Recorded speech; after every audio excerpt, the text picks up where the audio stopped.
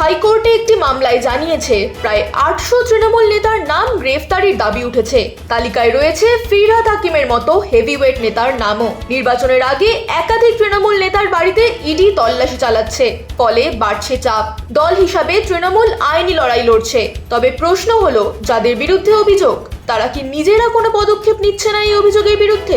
তবে অভিষেক ব্যানার্জি দাবি করেছেন গণতন্ত্রে ক্ষমতা নয়, জনতাই শেষ কথা বলে। গ্রেফতার হলে নির্বাচনে তার প্রভাব পড়তে পারে, তবে ফল সম্পূর্ণভাবেই নির্ভর করবে জনতার উপর। এই সময়ে কি করছেন তৃণমূল নেতারা, কি ভাবছেন, তাই নিয়ে ট্রু নিউজ বাংলার সঙ্গে কথা বললেন সদ্য তৃণমূলে যোগপ্রাপ্ত নেতা প্রতিকুর রহমান।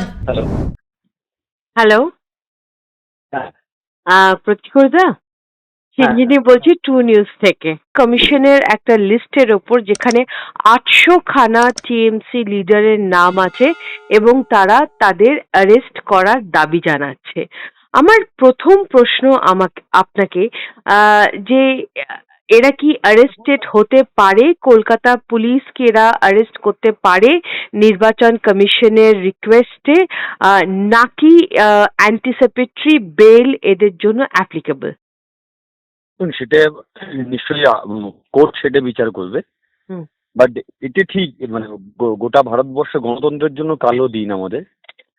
এইরকম ঘটনা এর আগে নির্বাচন কমিশনের কোথাও ঘটিয়েছে বলে আমাদের জানা নেই। যেভাবে পশ্চিমবঙ্গে যেভাবে একটা রাজ্যে নির্বাচন করবার জন্য 16টা রাজ্যের মুখ্যমন্ত্রী, 16টা রাজ্যের মন্ত্রী, election commission, ED, CBI, NIA কে ব্যবহার করা হচ্ছে। নন্দীগ্রামে প্রায় 40 জনের নামে এনআইএ নোটিশ দিয়েছে। ফলে সেখান থেকে আশঙ্কা হচ্ছে, এবং আমাদের কাছে কিছু গোপন সূত্রে খবরও এসছে, যে কারণে আমরা হাইকোর্ট অ্যান্টিসিপেটরি বিলের অ্যাপ্লাই করেছি। দেখা যাক হাইকোর্ট কি রায় দেয়। কারণ নন্দীগ্রামের ক্ষেত্রে আমাদের যিনি প্রার্থী আছে পবিত্র করেও তো হাইকোর্ট রক্ষা কবচ দিয়েছেন। আমরা হাইকোর্টে অ্যাপিল করেছিলাম যে একটা যেখানে উনি ছিলেনই না সেই কেসে ওনার নাম জড়িয়ে, যেটা শুভেন্দু অধিকারী বিজেপি যেটা সবসময় করে এবং করার চেষ্টা করে সেটাই করেছে। তো আমরা আমাদের লিগ্যাল প্রসিডিওরে যাব, বা এটা ঠিক, এটা বাংলার জন্য নয়, গোটা ভারতবর্ষের জন্য এটা লজ্জাজনক দিন হওয়া উচিত, লজ্জাকর ইতিহাস হওয়া উচিত। এভাবে একটা নির্বাচন কমিশনার একটা দলের হয়ে যেভাবে কাজ করছে, এতে গোটা ভূভারতে এর নিদর্শন পাওয়া খুব মুশকিল, খুব কঠিন। টাইপ অফ এমার্জেন্সি লাগু করেছে পশ্চিমবঙ্গের মাটিতে। একদমই ঠিক কথা প্রতিকুর দা। যে লিস্ট অফ টিএমসি লিডার্স আছে তাদের মধ্যে প্রচুর হেভি ওয়েট টিএমসি লিডার্সদের নাম আছে যারা নাকি বাংলার জন্য বছরের পর বছর অনেক কাজ করে গেছে। অরূপ চক্রবর্তী থেকে শুরু করে ফিরহাদ হাকিম, প্রচুর নাম রয়েছে। তাদেরকে তাদের নাম লিস্টে দেওয়া হয়েছে বিনা কোনো ভিত্তিতে। আমার প্রশ্ন প্রতিকুর দা, এই যে লাস্ট কয়েকদিন ধরে আমরা একটার পর একটা ইডি এবং আইটি রেড দেখছি। দেবাশিস কুমারের বাড়িতে আইটি রেড হচ্ছে, সুজিত বসুর বাড়িতে ইডি রেড হচ্ছে, টিএমসি লিডারদের ওপর থেকে সিকিউরিটি তুলে নেওয়া হচ্ছে। আর এখন ফাইনালি একটা বিশাল বড় জিনিস, যে 800 খানা টিএমসি লিডার কে অ্যারেস্টের দাবি জানাচ্ছে নির্বাচন কমিশন এরকম বিশাল একটা জাইগ্যান্টিক রূপ বাংলায় কেন নিচ্ছে নির্বাচনের আগে? দেখুন, এটা মানে এর আগে আমরা হিটলারের যিনি ওই কি বললেন মিডিয়া যিনি সামলাতেন, ওটাকে ইংরেজিতে কি বলে আমি আই ডোন্ট নো, সেই সময় মানে হিটলার একটা বিখ্যাত থিওরি হয়েছিল, if you want to kill him give him a bad name.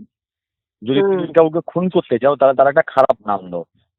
সেই কারণেই ইডি সিবিআই কে ব্যবহার করে এই যে তৃণমূল নেতাদের বাড়িতে নির্বাচনের সময় বেছে বেছে ইডি সিবিআই রেড হচ্ছে, এইটা হচ্ছে একটা দলকে কলঙ্কিত করবার জন্য করা হচ্ছে। যেমন বিশ্ব শর্মার বিরুদ্ধে একাধিক অভিযোগ ছিল, দোয়া তুলসী পাতা হয়ে গেলেন। আপনার কি অনুমান? পার্টি হিসেবে তো পার্টি কোর্টের কাছে গেছে এবং পার্টির যা করার, টিএমসি একটা সংগঠন যা পদক্ষেপ নেওয়ার মুখ্যমন্ত্রী এবং টিএমসি নিশ্চয়ই নেবে, কিন্তু যেসব নেতাদের নাম আছে তারা ইন্ডিভিজুয়ালি কি পদক্ষেপ এখন নিচ্ছে? আইনজীবীর কাছে যাচ্ছে, কি করছে, কি পদক্ষেপ নিচ্ছে এই অ্যারেস্টটা? আমরা রিল্যাক্স মুডে আছি। প্রথম কথা হচ্ছে আমাদের যে নেতাদের নামে ওরা যে এই কেস মামলা করবার চেষ্টা করছে, ভয় দেখানোর চেষ্টা করছে, তার মানে এটা স্পষ্ট হচ্ছে ওরা তৃণমূল কংগ্রেসকে ভয় পাচ্ছে। তোরা আমাদেরকে ভয় পাচ্ছে। তো ডের আচ্ছা লাগা, তোমরা ভয় দেখাবে, কোনো সমস্যা নেই। তৃণমূল কংগ্রেসের কর্মী ভয় পাইনি কোনোদিন, ভয় পাবেও না। তো তোমরা তোমাদের কাজ করে যাও, আমরা আমাদের কাজ করে যাবো।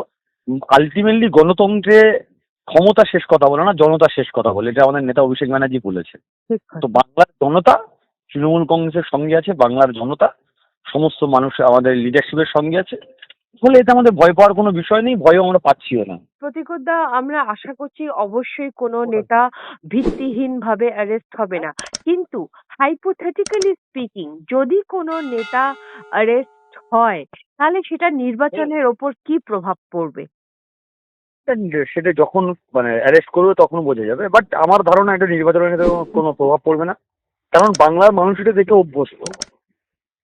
বাংলার মানুষ এটা বিগত লাস্ট 3-4টে ইলেকশনে যেভাবে ইলেকশন এলে ইলেকশনের আগে যেভাবে ইডি সিবিআই সক্রিয় হয়ে যায়, নির্বাচনের আগে নেতাদেরকে গ্রেপ্তার করে, তোলে, অ্যারেস্ট করে, হ্যাঁ, তারপরে কোনো কিছু প্রমাণ করতে পারে না। এটা বাংলার মানুষের কাছে স্পষ্ট হয়ে গেছে যে আলটিমেটলি ভোটের সময় হচ্ছে নির্বাচন কমিশনকে দেখতে পাওয়া যায়, তার আগে নির্বাচন কমিশন ইডি সিবিআই কে দেখতে পাওয়া যায়। ইডি সিবিআই বলে কোনো বস্তু আছে, ভারতবর্ষের মানুষ, বাংলার মানুষ বিশেষত নির্বাচন এলে বুঝতে পারে। আর যখন অন্য দলে জয়েন করানো হয় তখন বুঝতে পারে যে হ্যাঁ, ইডি সিবিআই বলে কোনো বস্তু আছে, যারা শুধুমাত্র বিজেপি জয়েন করানোর জন্য এইসব ব্যবস্থা করে। বিজেপি করে আসছে বাংলায়, শুধুই বাংলায় আমি বলবো, যেখানে নাকি আরো তিনটে রাজ্য ভোটমুখী। বাংলায় আজকে এসআইআর এর নাম কাটা শুরু করে থেকে কেন্দ্রীয় বাহিনী লাগানো শুরু করে, যে টিএমসি লিডার্সদেরকে বিশাল ভাবে হ্যাকেল করছে, হ্যারাস করছে, তাদের সিকিউরিটি গার্ড তুলে নিচ্ছে, এইসব যে বিভিন্ন কাজ, আইটি রেড করছে, কেন আপনার মনে হয় এইবারে 2026-এর নির্বাচনে বিজেপি হাত ধুয়ে পড়ে আছে টিএমসির পেছনে এবং ভিত্তিহীন ভাবে হাত ধুয়ে পড়ে আছে? দেখুন, প্রথম কথা হচ্ছে এর আগের যে নির্বাচনগুলো হয়েছে, আপনি যে 3টে রাজ্যের কথা বললেন, 3টে রাজ্যের মুখ্যমন্ত্রী বলুন, 3টে রাজ্যের নেতা বলুন, কেউ বিজেপির কাছে সেই অর্থে থ্রেটেড নয়, এবং 3টে রাজ্য সেই অর্থে সো কল স্যারেন্ডার করেছে। এসআইআর তো অনেকগুলো রাজ্য হয়েছে, কোনো রাজ্য কোর্টে গিয়ে চ্যালেঞ্জ করেনি, কোনো রাজ্যে আন্ডার অ্যাডজুডিকেশন বলে কোনো শব্দ আসেনি, একমাত্র এক্সেপশনাল বেঙ্গলের ক্ষেত্রে। কারণ হচ্ছে 31 মাথায় রেখেছে, নরেন্দ্র মোদী ভালো করে জানে আগামী দিনে ভারতবর্ষে যদি কেউ প্রধানমন্ত্রী হতে পারে, তৃণমূল কংগ্রেস যেভাবে এগিয়ে আসছে, তৃণমূল সুপ্রিমোর নাম যেভাবে এগিয়ে আসছে, আগামী দিনে ভারতবর্ষ আর একটা বাঙালি প্রধানমন্ত্রী পেতে পারে। সেই কারণে অঙ্কুরে বিনষ্ট করার চেষ্টা করছে। প্রতীক্ষা, এই যে টিএমসি কোর্টে গেছে অ্যারেস্ট লেটারের বিরুদ্ধে, কিন্তু নির্বাচনের মাঝখানে, যেখানে এখন রাজ্য ইসির আন্ডারে আছে, নির্বাচনের মাঝখানে কি কলকাতা হাইকোর্ট ইন্টারফিয়ার করবে এ ব্যাপারে? দেখুন, আন্ডার অ্যাডজুডিকেশনের কেস হোক বা এসআইআর এর কেস হোক বা ট্রাইব্যুনালের অ্যাপিলের কেস হোক, এই ক্ষেত্রে তো হাইকোর্ট মাঝখানে ইন্টারফেয়ার করেছে। তো কোর্ট চাইলে করতে পারে, আমরা কোর্টের দিকে তাকিয়ে আছি। কোর্ট নিশ্চয়ই তো এভিডেন্সের ভিত্তিতে চলে, ফ্যাক্ট দেখবে, এভিডেন্স দেখবে, দেখবে। আর দেখো, মানে দিনের শেষে গিয়ে কোর্ট যেমন আছে, জনতার আদালত বলে একটা বস্তু হয়, মানুষের আদালত হয়, এবং মানুষের আদালত শেষ বিচার করে। ইডি, সিবিআই, আইটি বিভিন্ন ভাবে মমতা ব্যানার্জি, অভিষেক ব্যানার্জি এবং প্রশাসন, বাংলার প্রশাসন, পুলিশ সবাইকে হ্যারাস করার চেষ্টা করেছে। এর জন্য কি আপনার মনে হয় একটা বিপুল সংখ্যক সিম্প্যাথি ভোট মমতা ব্যানার্জির জন্য সুইং করবে? প্রথম কথা হচ্ছে, আমরা মানে সিম্প্যাথি আদায় করবার জন্য ভোট দিন। আমরা বাংলার মানুষের কাছে বলেছি, ভাই, যে তোমাদের পাশে আছে, যে উন্নয়ন করছে, পলিটিক্যালি আলোচনা হোক, ডিবেট হোক, কে কে মানুষের পাশে আছে, তার উপরে বেস করে ভোট হোক। এবং what Bengal thing today, India things tomorrow, এই কথাটা তো আছে। বাংলা আহ্বান করে দিয়েছে মমতা ব্যানার্জি, যেটা আজকে ভাবছে, বাংলা যেটা আজকে ভাবছে, গোটা ভারতবর্ষ সেটা কালকে ভাবছে। আজকের বাংলাতে লক্ষ্মী ভান্ডার এসছে, বিজেপি বাধ্য হয়ে 3000 টাকা ঝুলি নিয়ে চলে আসছে জুমলাবাজি করবার জন্য। তো ফলে বাংলার দেখানো পথ আগামী দিনে দেশকে পথ দেখাবে। এবং আপনাদের চ্যানেলের মধ্যে দিয়ে অনুরোধ করবো বিজেপি শুভবুদ্ধি উদয় হোক, নির্বাচন কমিশনারের শুভবুদ্ধি উদয় হোক, এত মানুষকে এইভাবে হ্যারাস না করে শান্তিপূর্ণ পদ্ধতিতে ভোট করুক।